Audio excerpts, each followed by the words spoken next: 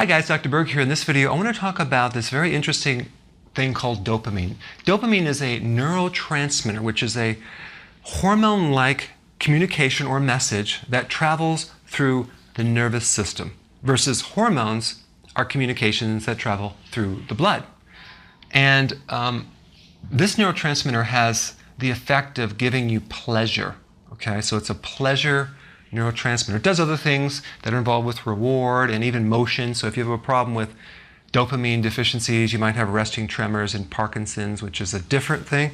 But it's mainly pleasure. It's a feel-good hormone. It also gives you that vitality. So if you could imagine, not that you ever took cocaine, but the sensation of taking cocaine, what you would feel like, this heightened pleasure, ability to conquer everything, it's only because cocaine and other drugs stimulate dopamine. So the actual physical feeling that you have is coming from dopamine, not really the drug. The drug is only the trigger that creates more dopamine in the body. So my thought is, why can't we just make sure this is high naturally, right? So if you're deficient in dopamine, you lack motivation, you lack that drive, you become fatigued, you kind of lose your goals, addictions, very addictive personality, mood issues, anxiety, depression, resting tremor, things like that. So you can see that this is a very popular neurotransmitter that people are trying to increase by doing a lot of things, especially drugs. The causes of a dopamine deficiency would be excessive caffeine can deplete it, but it's interesting because caffeine will initially make you feel good, but if you take too much over time, it kind of decreases the dopamine effect. Alcohol will decrease dopamine. Certain drugs, cocaine, all those type of drugs, and even a lot of the psych drugs, Prozac, Paxil, Wellbutrin, all of those do increase dopamine. So over time, it depletes dopamine. So it's a trick.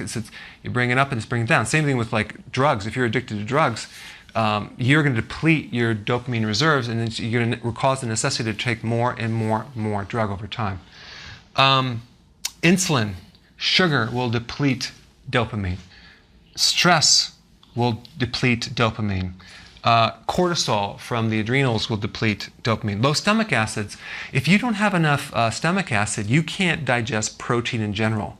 So you start developing a problem with making neurotransmitters in general. So you'll be deficient in a lot of different neurotransmitters. So the point is, how do you know if you're deficient in stomach acid? Well, number one, do you have heartburn? Do you have acid reflux? Do you get indigestion?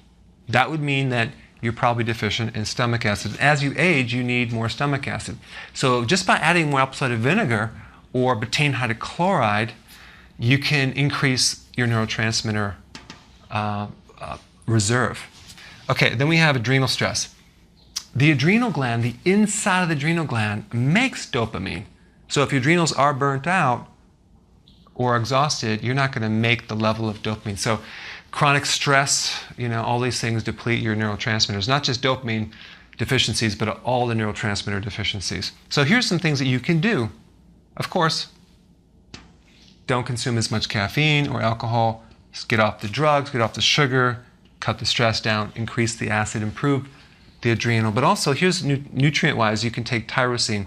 That's a natural amino acid that has a precursor to dopamine. You can take L-theanine, which is a precursor to dopamine. It can help build it up.